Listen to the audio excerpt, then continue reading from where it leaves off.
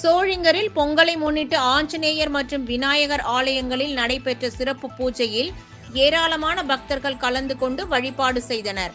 ராணிப்பேட்டை மாவட்டம் சோழிங்கரில் அமைந்துள்ள யோக நரசிம்மர் திருக்கோவில் 108 திவ்ய தேசங்களில் ஒன்றாகும்.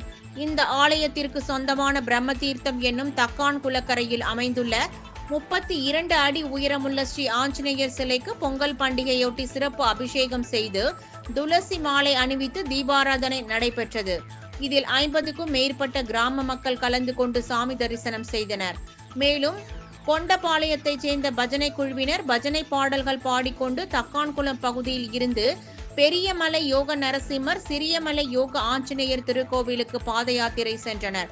இதேபோல் பேருந்து நிலையம் அருகே உள்ள கமல விநாயகர் ஆலயத்தில் பொங்கல் விழாவை முன்னிட்டு சிறப்பு பூஜை அபிஷேகம் நடைபெற்றது.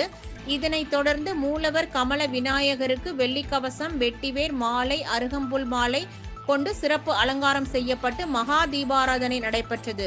இதில் ஏராளமான பக்தர்கள் கலந்து கொண்டு சாமி தரிசனம் செய்தனர்.